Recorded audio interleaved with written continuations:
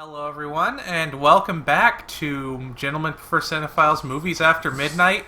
This is the third week of Trancember, where we take a look back at one of the maybe the only sci-fi Christmas series, although it's not really a sci-fi series anymore. It's as we move into Trancers 4 and 5. Evelyn, can I describe to you? I need you to go in. I need you to explain to me what happened because yeah. So when the best way I can put it is, it felt like that one fucking night we were at D&D, and I wasn't the one. I wasn't playing with your guys' group, but I was sitting in listening to it. That's what the whole experience of watching these two together felt like. It felt like I was watching people play D&D and I didn't know what the fuck was going on. I was just dropped in the middle of a game. Yeah, that someone a while back someone was talking this person you'll probably know because they're really into the movie Buckaroo Banzai, and they were describing they were describing the idea behind Buckaroo Banzai was to make a movie that feels like you picked up a comic book in a series and are reading that. So there's they're oh, these things from dimension whatever that we visited, and there's no context for that in Buckaroo Banzai, but it's supposed to feel like they've done all this stuff, and that's Trancers is just kind of continually that. I never liked Buckaroo Banzai, but so I just was reminded of that. Honestly, that's a really good way to put it. But also, yeah, this is when you were I don't know why you were warning me so much. This one was good. I wasn't warning you about the first one. I was warning you about the series as a whole. And now we're getting into that character. It's just I don't know what happened. they were I feel like Tyra, you're we were rooting for you. We were all rooting for you. How dare you? It's just okay, first off, to be that girl. Because it's weird to talk about them individually because they kind of work as one. Yeah. They kind of have this Halloween thing going for them. Yeah. Halloween 1 and 2. But, why did it get really misogynist all of a sudden? Yeah, I know that, it gets worse as it goes. Oh, no! And I'm guessing that's just because, at the start of the series, you had screenwriters who understood things like nuance and character development, and by the end, you had, nobody. Yeah. Yeah, and also the other thing that really bothered me was that, well, do you want to explain what the plot is? Yeah, so, so we left, at the end of Trancers 3, Jack was being made, he was appointed, basically a time cop. Actually, that was one of that was a line I liked in this movie where he's time is fluid and I'm the guy who keeps the glass from getting knocked over. And it's a silly line, but I liked, I don't know. I would like the line more if I didn't watch him give up his time job and then immediately get divorced for the reason he left his time job last time, but I get what you're saying. But, so yeah, he's taken that job at the end of the last movie. Mm-hmm. And so he just kind of runs around time and space doing Doctor Who stuff that we never actually see, but that's what he's been doing in between movies. We never really understand. They tell us he's doing... Yeah, so he returns from a mission, what's her name? Megan Ward is not in this movie, so off screen, Stephen Mocht returns, and he's oh yeah, I started dating your wife while you were gone. Did they recast her? No, that's a completely different character. That is okay, good. Because I processed it as a different character, so I was gonna be so upset if that was her. Oh my god, okay. But yeah, he's just off screen. He's oh yeah, I started dating your ex-wife while you were left, and Jack is why would you do party foul? Cut to him sending his wife back, being this is home. And then getting divorced. Yeah, I think that I'm gonna get back to that, but so yeah, he's he's kind of out of it or whatever. He meets this woman at a bar and he's oh, you think too much, and and it turns out she's the gadget person that's assigned to him, and so they're she's oh, what was your name? Jack shit, and they have the most It's the most generic action movie, back and forth. It's it's weird. It's like if fourth graders wrote an action movie. Yeah, and honestly, I don't know why this is just seriously just like a James Bond, straight up. They have the person who makes the gadgets. They have him always needing his wife, even though he's even though he's always brooding about his wife, even though he's always with other women. Yeah, it's very.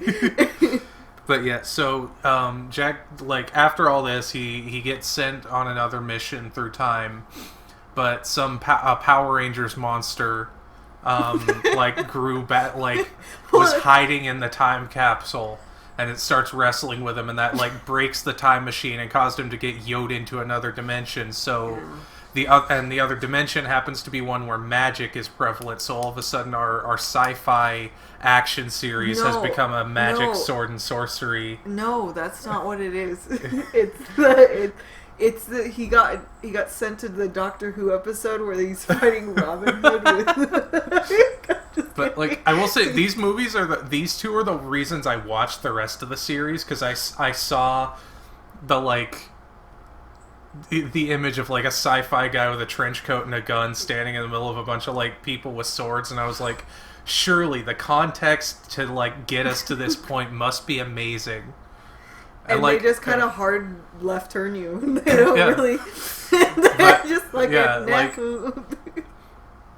So yeah, that's basically the setup. Is Jack Deth ends up dropped into a sword and sorcery movie.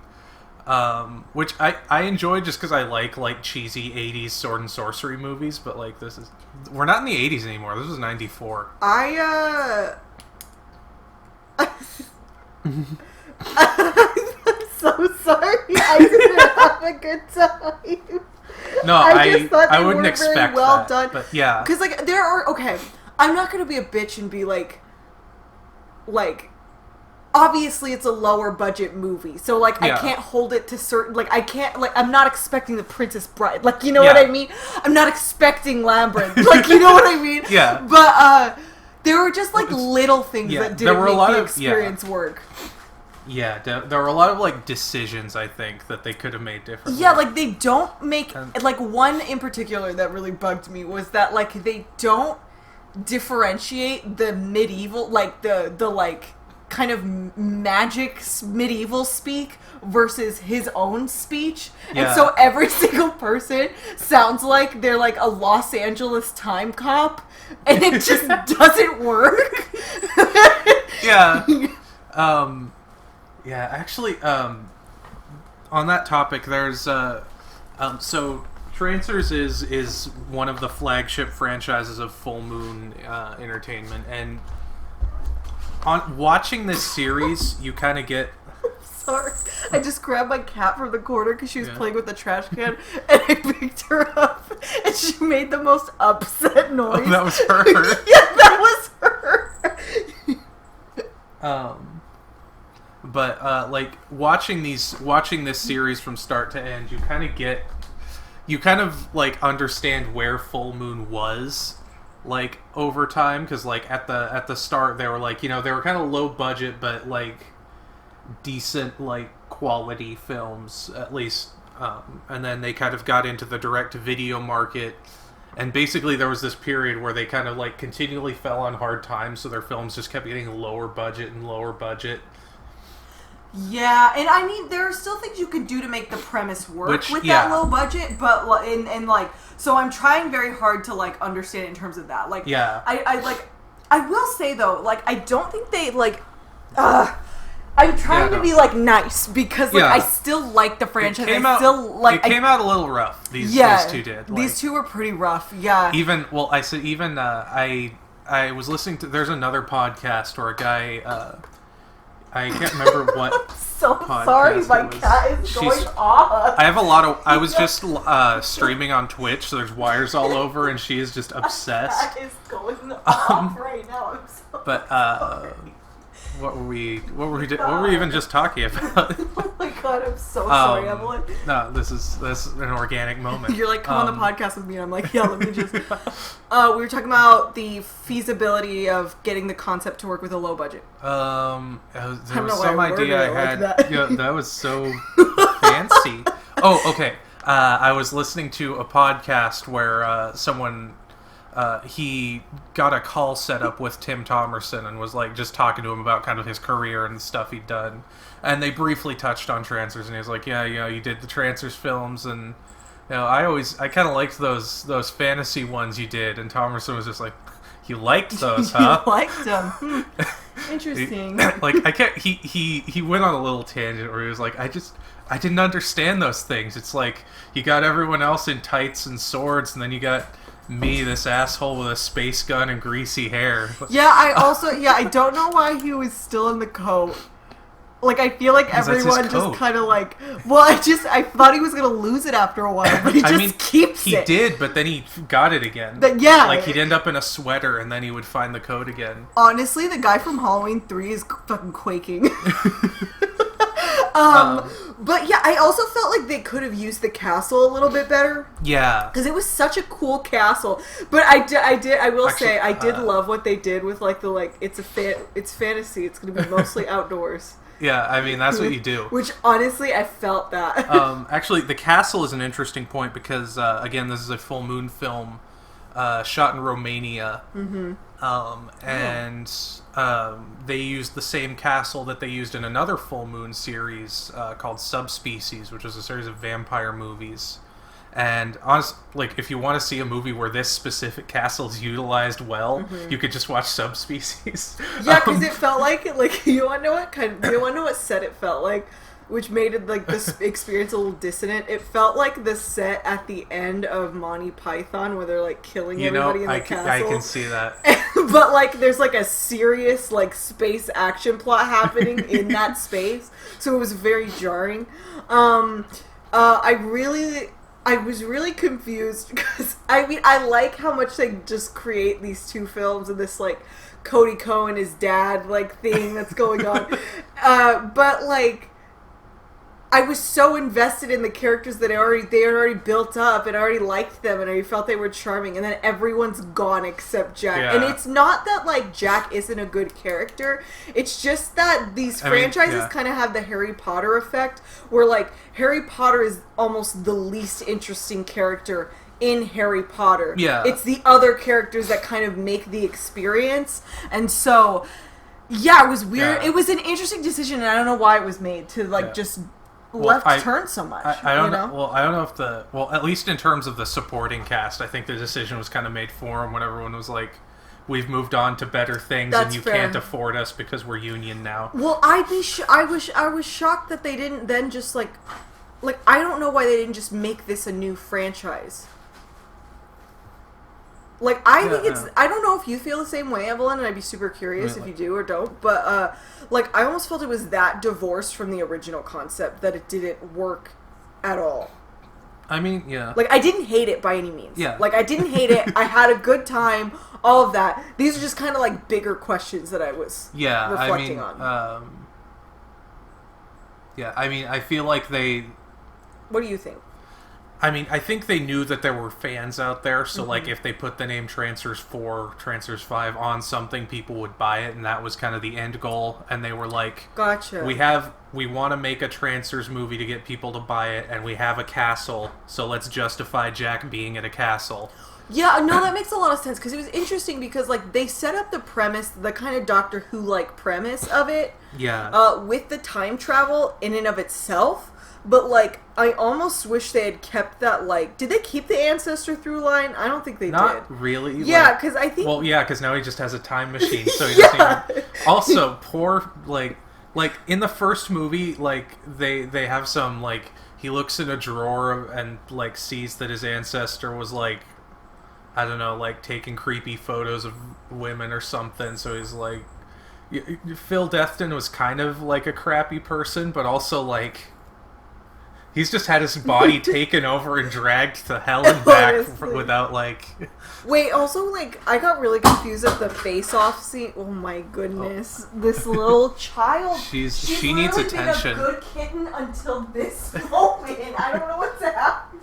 Why'd you knock my mouse down? The environment has changed too rapidly. She feels a need to, like, establish herself. She literally just came up here and yeeted my mouse off the thing. I don't know why she's being so bad right now. Okay, here we are, kitty. Here's some treats, Gilda. But yeah, does that make sense? Yeah, what were you just saying? I was gonna come off of it. Shoot, what was I saying? That's a good question. Oh, the face-off, him fighting his clone. Yeah, when he was fighting his clone, I think maybe I looked over for like 0.5 seconds, because know I multitask while watching movies.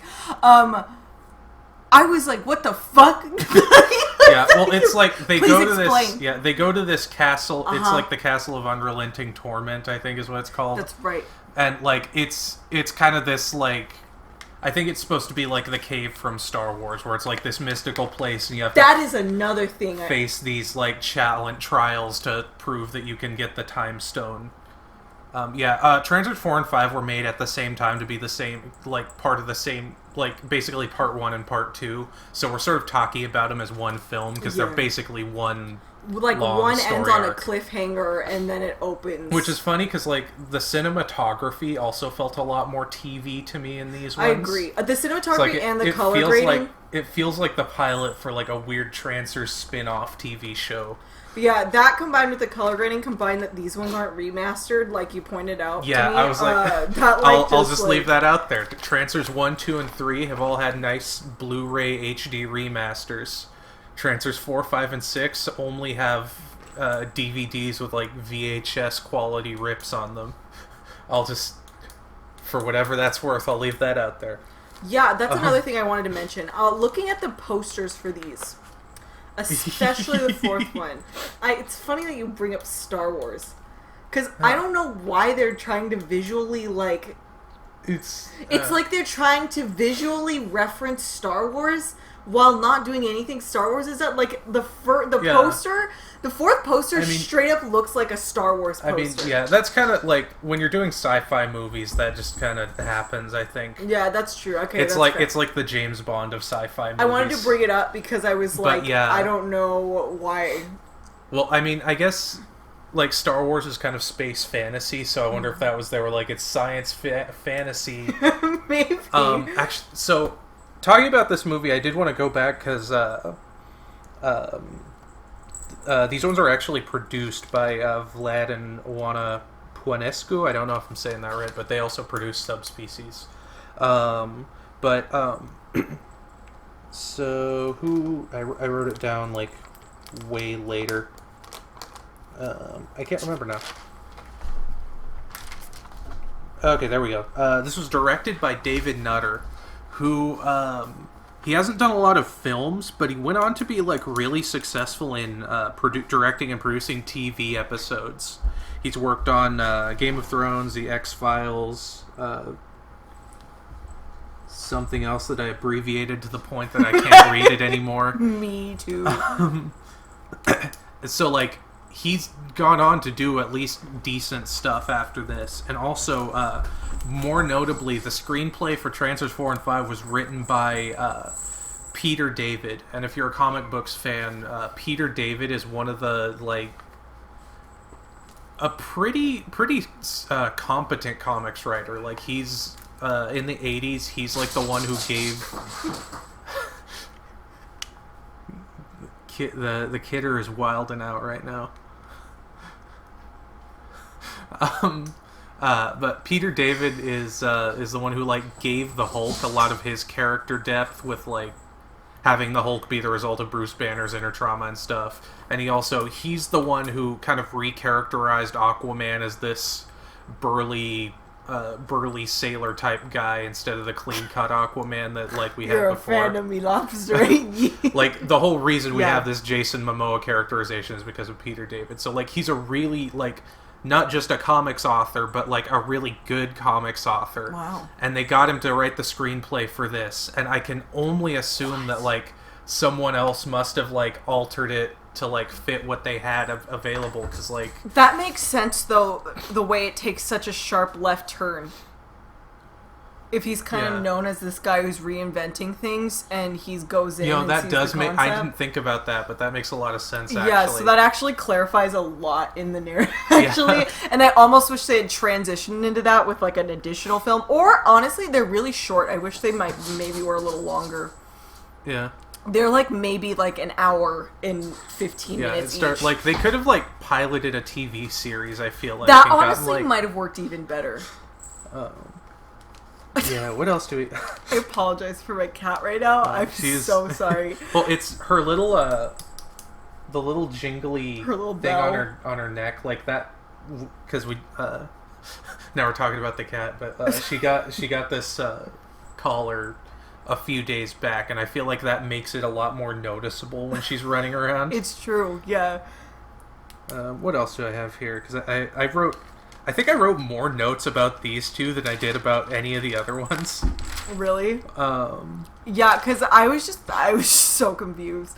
I even tried to. The reason it took me a while was because like I rewatched parts of 4 because I was so fucking confused. Yeah. And yeah. Well, I mean, also like, as fun as these movies are, there is a lot of stuff that happens that isn't really that important. That's a really good point. Yeah, and that combined with like it being so short, like. Yeah. Sorry, I'm just going down my bullet points here. No, go for it. I wrote, it's Lyra and Alien. You don't need to be sorry. I'm sorry. Like, literally, my cat has been the perfect little angel until this moment. I do kind of wonder if it's a response to, like, everything being moved around so drastically that now she feels I think she wants our attention. I mean, that too. She keeps, like, watching us and then doing stuff, so I think that's what it is. Shark died off screen at the start of this movie, which is too bad, you know. He was...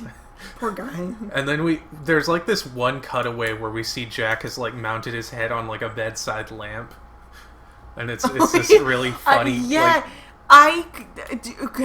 the guy who he had his head. Yeah, the robot from the last That movie. was shocking to me. That was the weirdest like fan that'd be like if what is his name, Jarvis. What, but in Iron Man? Oh, Vision? Vision. That'd be like if Vision was introduced and then showed up in the next movie with his head cut off, and Robert Downey Jr. was like, damn, look at what happened to Jarvis. They just never bring it up again. Or Vision. Yeah, I think technically he's called The Vision. The Vision? Like, I don't know him Vision. I don't know. anything. Now we're getting into Marvel movies. That's a whole other... can of worms. I'm simply trying to create an analogy to like showcase how jarring it was to have a character just be dead and beheaded. I want to say, never mind. I think I had like a different story about a different movie in my head, and I was trying to plug it into this one. I mean, just tell a story on it. No, I'm just kidding.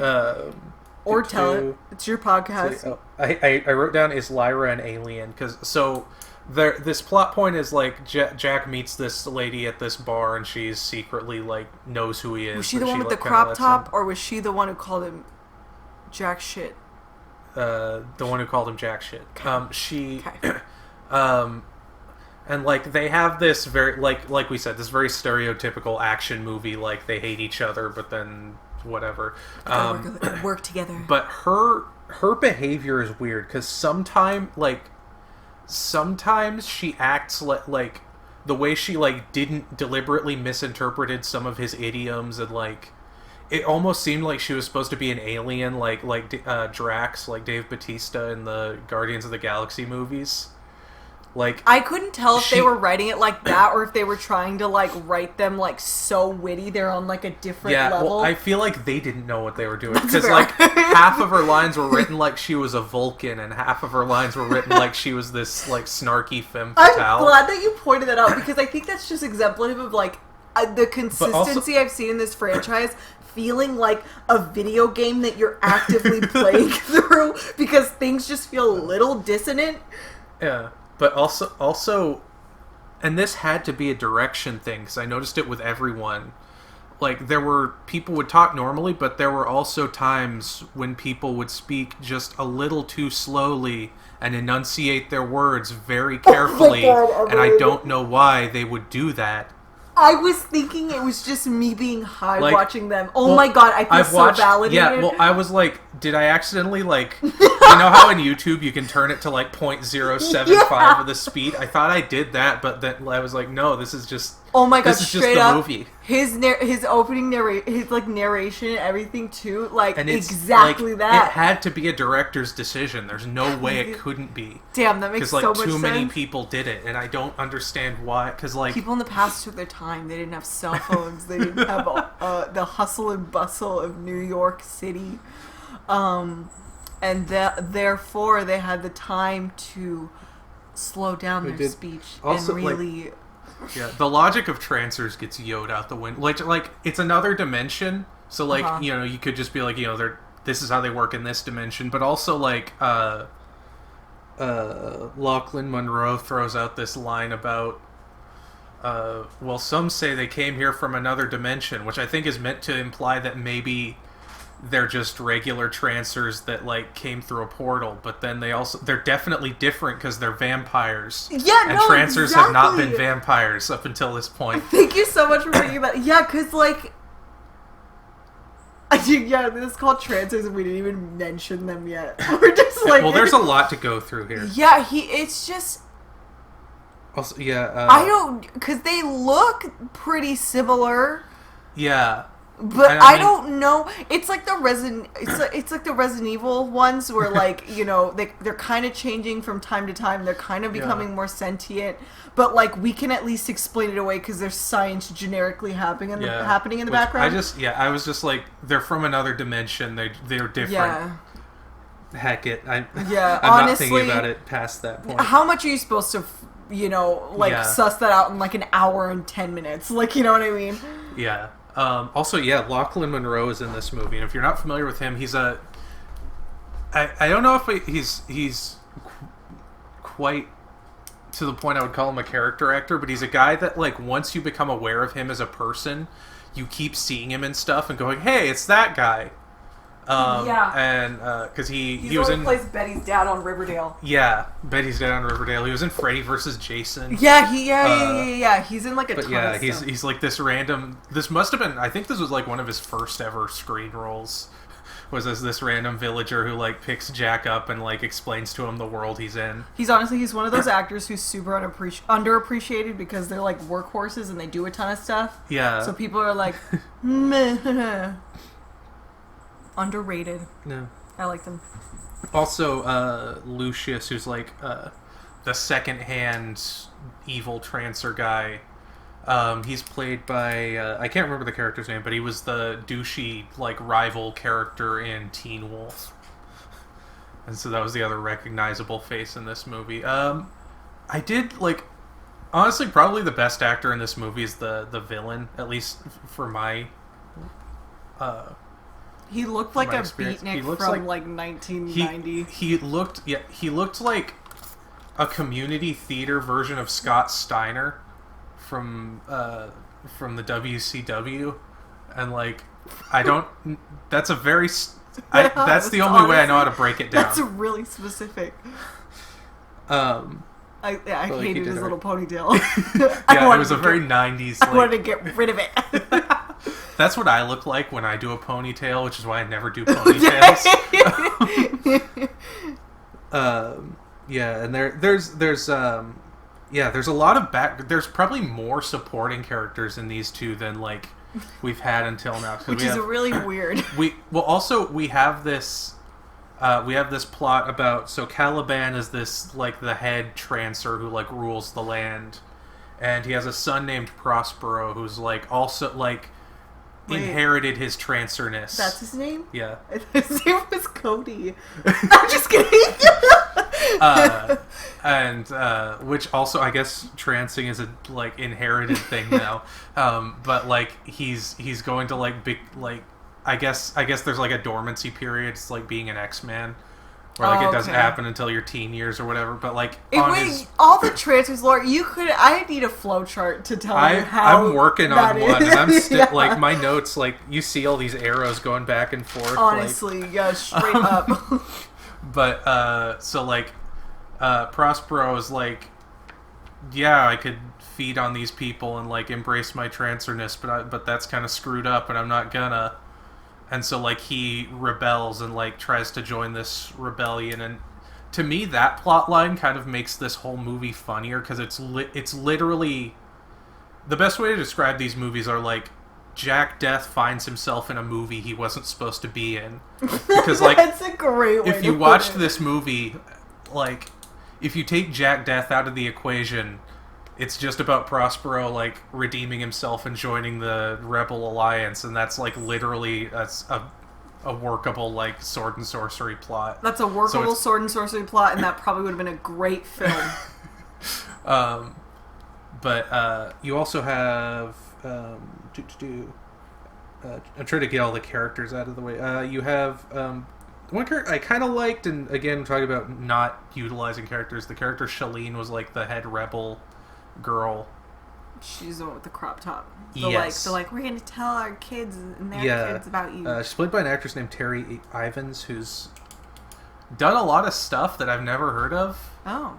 She had like a talk show for a while. That's pretty fancy. Also, she voiced Lupe in Grim Fandango, and that excited me. Is she of Latinx descent? I think so. Oh, I would guess. Cool. Like most of the people who did voices in Grim Fandango were, so I just assumed. Fancy. Nice. But yeah, she like having watched this movie twice now, I feel like she's one of those people who like you can tell they're capable of like more than they were like being utilized for. Give me the pen. Oh, yeah. Thank you. I have this. I keep nervously clicking the pen, which like is okay. I'm just taking it away. No, I appreciate that. So yeah, the weirdest. Okay, I have a theory. Okay, here. I'm excited. So like one of the weirdest moments in this movie is the woman who Jack has this like adversarial love-hate thing with in the future has like a double that exists in this fantasy world, and this double, because she's been raised by the Trancers, they like have basically human livestock that they're like, you know, just raised to serve the Trancers and like be food for them. Yeah. And so she's like pretty much kind of like totally subservient and stuff, and like she's like this hot girl that's like, you can do whatever you want to me. Yeah, and like yeah, and like it seems really creepy, but also we get this moment where Jack's like, now that I see a woman who's like willing to do whatever I want, it's really weird and screwed up, and I don't like it.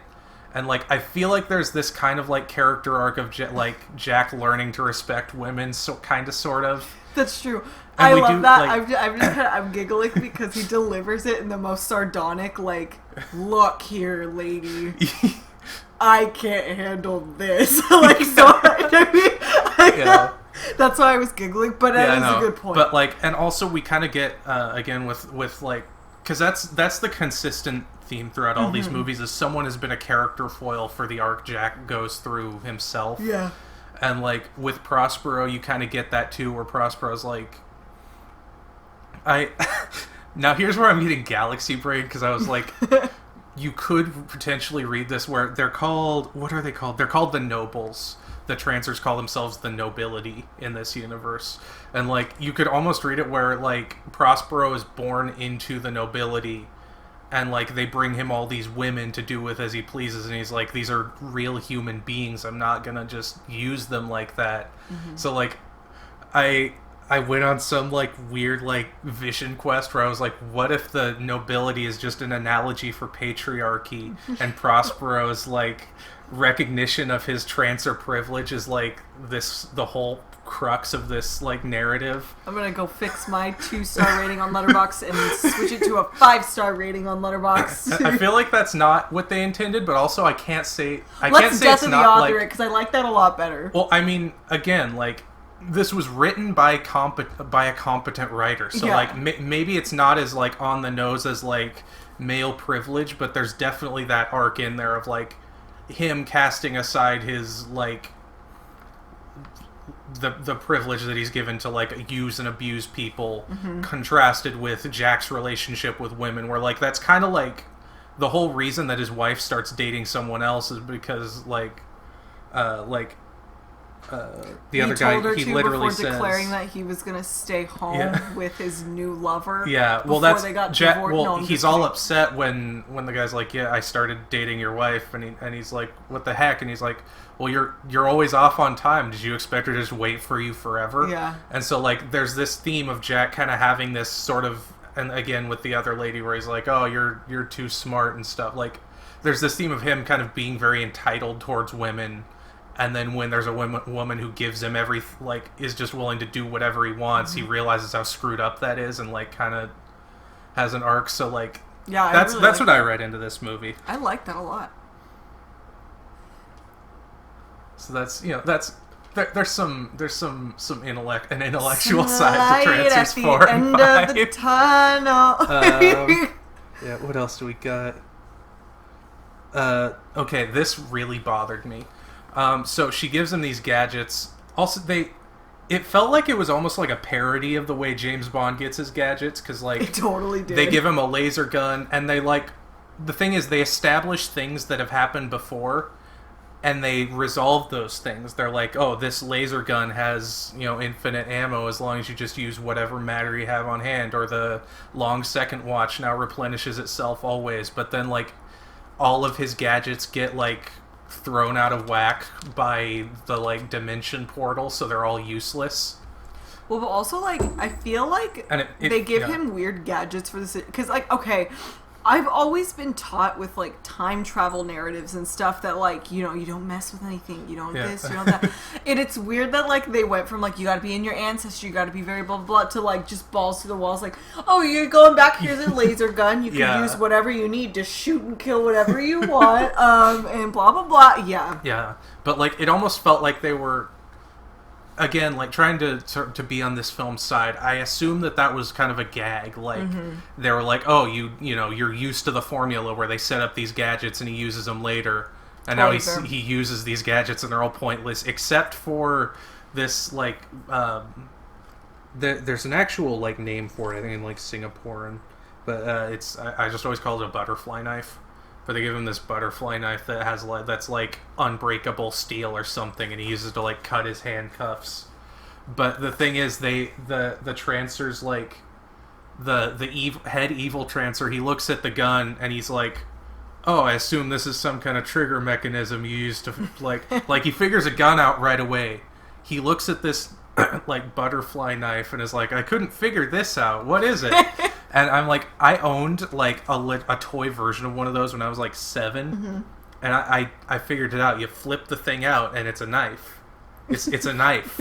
It's not. Why is the knife the piece of future technology that no one understands? Well, yeah, I get this. Especially since we're not cavemen. We have technology. They're like they're like medieval society. So like, why is that that's a really fucking excellent point. That's the one thing that I can't reconcile in this film. That's the one thing not okay. Why can nobody understand the knife? That's so funny. What else do we get? Like, did we talk about this in the? I can't remember if we talked about this before we started recording or not, but the like Castle of Illusions that they go to. I think we talked about like how it came up before, or how it's like it was like a castle owned by the studio. Okay, yeah. So yeah, the first film, basically the arc of the first film is Jack shows up, and he ends up working with this rebel alliance that has this wizard on their staff, and he's like. The wizard was like freehand drawing these really nice Da Vinci sketches of Jack as like this prophetic, like he had a vision, and so he drew the vision and it was Jack, and like so the rebels are like, oh, clearly apparently you're the chosen one who's going to help us. So he hooks up with these rebels and they like kind of turn things around in this universe, and like they defeat the bad guy, and that's where part 1 of the cliffhanger ends, where he's like, yeah, we defeated him, but I'm still stuck here. Part 2 is basically Jack going on this quest to find this mystical item that can help him travel between dimensions and get him home. And the main It's kind of like it was pretty much just Star Wars, like the newest Star Wars. And so like the main portion of that quest is this castle called the Castle of Unrelenting Torment, where they have to go and face these trials. I have a question. You're a religious person. Sure. What was the religious imagery? I don't know. I think it's just I thought it was just like an Orthodox image of like Mary and like a baby Jesus. It was. Something. I just didn't know why it was there. Well, they acted like it was some weird eldritch abomination or something. True. And he's like, yeah. What? He's like, there's some things in this universe I don't want to know about. And I'm like, I think that's Mary, Jack. What is this, the Da Vinci Code? That's what? Like, I could be wrong, but it looked like Mary. And if not, I didn't mean it to was interrupt at your least train like, of thought. yeah, no, I just thought about that, and I was like, wait a minute. Yeah, where was Sorry, I now? but they face all these chancels. Yeah, honestly, like, I remember more things about 4, but I think 5 might have been a little more fun because, like, with Jack and Prospero going on this quest together, it feels a little more like the plot structure I would expect from a fantasy adventure movie. Yeah, well, also, like, I mean, by 5, I'm not as jarred by the concept as I was during 4. That I spent most of 4 trying to figure out how the fuck 4 was happening, and by the time it got to the end, I was like, oh, it's over. Yeah, that makes sense. Also, there's a wizard who just never shows up again. Like, yeah! Because the guy who gets stabbed isn't the wizard. There's another wizard who was killed already. And he's like... Wait, there's another wizard? Yeah, the guy who comes out of the portal is a separate wizard from the guy who got stabbed. Oh, God. There's so many wizards. Yeah. Merlin, who? Merlin could never... Just kidding. And also, like, the Caliban gets resurrected because they, like, found some tapestry of him, and he just, like, comes back to life through the tapestry in part 5. Which, you know... They don't got a lot of time, so, yeah, you know... It's that part where they're like, this is a series that already treats science like magic. Yeah. So now that they have actual magic to write with, they're like, screw you, it doesn't have to make sense, it's magic. Which, he's back. As an occultist, right, like, that creates an interesting story concept where you could, like, tie science and magic and like talk about the like commonalities between the two of them. Yeah. But like they just didn't do that nobody ever at does all. That. Yeah, exactly. And it's such an interesting concept and honestly closer to reality, but like, you know. Yeah. They didn't take the bait for it, which I think would have worked really well. Yeah, well, I mean, they even kind of like, again, with the main bad guy, he has like, it feels like the waters are very muddied because he's a trancer, which is sort of this implicitly scientific phenomena, but he also is using the Force to like open doors and stuff. So like, I think he has a disgusting ponytail. I'm just kidding. Yeah, no, that's a really good point. Yeah, so like, yeah, they use it, but not like to explore anything. Just to yeah, that's tea. But yeah, like also, I just don't know because I still don't. Okay, riddle me this. Okay. So Trancers, they're zombies. But they're not kinda. zombies. Yeah. But an external party can control them. They can't be controlled? Pretty much. Okay. They are whatever they need to be for the current movie's premise. Okay, gotcha. I'm all checked out. I mean, I'm working on a headcanon here, but that's like a completely separate, like... That still needs some time in the oven, and also it would just be me spitballing about things that aren't actually in the movie. So, yeah. What else? So, like, also in part 5, we get Lyra is again the woman who's like, in part 5 it opens where she's like, I want to serve you, and he's like, that's really weird, don't. And she's like, well, now you've also literally saved my life, so I would want to do that anyway. And he's like, it's still weird, don't. And he's like, you need to like find yourself and like do stuff that you want to do. Then she goes, stop kink shaming me. I'm just kidding. And then it like that like leads into this B plot where she like receives visions from the wizard from the last movie, and she like becomes the next wizard, and that's like her stepping into like her own agency, I guess, which is a weird way to do that plot. Yeah, it's also kind of weird because, like, I'd like to point out, like, all of the female characters still kind of feel like useless. Yeah. To the plot. So, like, I appreciate some of those elements. Like, you know, I appreciate that she's empowered at the end or whatever.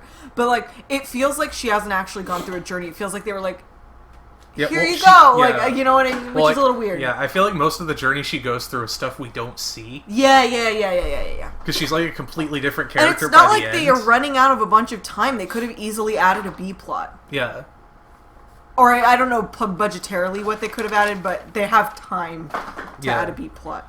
Cut to me earlier this episode. I'm trying to be nice. Yeah. Now I'm just dragging this movie for Phil. Well, we talked about it. It has some good points. That's it's also true. just got some really rough points. That's true. Because I did like the whole with Prospero and Shireen, the rebel lady. Like they have it's a very like stock vampire movie relationship. I feel like I was really which is confused by funny when they're only kind of vampires, not really. No, that's tea. There were a couple scenes that were like they were interacting, and like Jack was just there, and it was so like the blocking was so jarring because like they're having like an intimate moment, and then like Jack's there, and then there's all these women there for some reason, and then like the spatial blocking was very strange. Yeah, like I was like, you guys are talking about him; he's standing right there for what the like. Yeah. Yeah, the cinematography is just very interesting. Yeah, it's very like TV cinema. Okay, yeah, that was the other note I had. Like, by the end of the fourth movie, we have like 5 or 6 instances of Prospero encounters someone. There's a misunderstanding. This person almost kills him for being a trancer. Shireen runs up and is like, "No, you two need to stop fighting." Like, it happens, like, twice in a row. Because he meets the rebels, and the rebels almost kill him, and she's like, "No, he can help us." And then he leads them down a hall. Jack finds him, almost beats him up, and then she's like, "No, he can help us." And then, like, a few scenes later, they're in the woods, and he's like, I'm trying not to, like, vampire on people. And she's like, "No, it's okay, you can vampire on me." And then they're like, "What the crap, you're vampiring?" And they go to beat him up, and she's like, "No, it's okay, I let him." And I'm like, why is this just her primary role, is to break up fights between everyone else being stupid? Yo, what the fuck? Can't even, yeah, that's teeth. But yeah, like, again, like between her and the like Marine girl in the last movie, it's interesting where they're trying to have interesting female characters, but like they don't know what to do with them. It feels like it's just like it feels like they're giving the results of the female characters going through character work, like you said. But we don't ever actually see it as an audience member, so you just feel like you just feel like the female characters are like not. It feels like there's no actual meaning to anything that they're going through. Yeah, that makes you know. I don't feel connected with them as characters because I'm not seeing what they're going through, and what they get in the end. It feels very jarring compared to what I've seen. Yeah, that makes a lot of sense. So like they're kind of like in this place where like they're being kind of exploited, and they like, I hate to describe it this way, but like sexy lamp kinda. Where if you replace them with like any other character or any other, you know, they would be it's just pointless, you know. Yeah, I feel like that was explained very horribly, but that's okay. Yeah, I got what you were saying. Yeah, like they don't seem to serve a function. It's like Lois Lane in Batman v Superman. If you take her out of the movie, there's really no changes that happens, and so you don't really feel like the female characters are empowered because there's no need for them to be there. Yeah, I mean, like Shalene needs to be there to stop the other characters from killing each other, but that's not really an empowering role. That's like a babysitting role. Yeah, that's tea. I don't really feel like girl boss. Well, and then every 5 minutes you have the other lady like, "Do whatever you'd like to me." Yeah, and it's kind of weird. Like, yeah. It's also weird that change came from a man being like, "I don't want that," as opposed to like her realizing. Well, you know? Yeah, because that's like, as interesting as that whole arc I described is, it's still it's about a man realizing how he should treat women. It's not about the woman realizing how she should be treated. Which, like, there could have been, like, both of them at once. Yeah. But since there's no time on screen with the female characters, you don't get, like, her side of everything. Yeah. Also, she ends up pregnant at the end of the 5th movie. They just drop that on us and then move away. Like, they like knocked on the door. They were like, "Here you go." Well, it felt like some kind of weird sequel hook where they're like, maybe like son of Jack Deth from a Magic Universe, maybe. Oh my god, it's like Showgirls where they make the second one about Penny, and like it's just like that feels like that would be amazing to do like a fantasy movie and have it be like secretly a sequel to Trancers 5, and like it's just, you know, Jack's not there. It could be anything. It could be Evelyn. Yeah, well, now that I said it on podcast, I can't. You gotta cut it out. I have to use a pseudonym. That's true.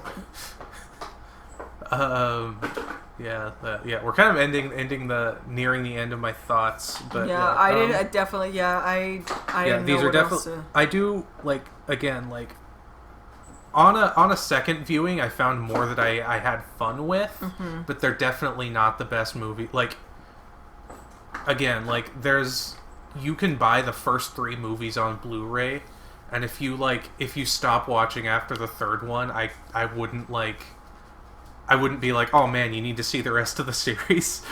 Yeah. Unless you want to see Jack Deth end up in a fantasy world for no reason, and why wouldn't you want to see that? You obviously would. I mean, again, that kind of like Full Moon and Trancers in particular are very comic booky series, and I feel like that the whole premise of these was just very like hitting that peak comic booky kind of spirit. Oh yeah, 100%. Yeah. And so we only have this was 1994, 1995. So I was like 1 to 2 years old when these came out, respectively, and that's interesting to think about. I was negative 1 to 2 years old when this movie came out. And another Trancers film would not come out until 2002. So that's 8 years? Yeah. And wait, because how many are left? Technically, there's 2. Oh, gotcha. And the story of the 7th film is kind of an interesting one, and kind of a befitting story for a time travel series. So yeah. So excited! I'm excited about those. So yeah. Let us know your thoughts on the Trancers series and what you think about 4 and 5. And we will see you next time. Bye. Bye.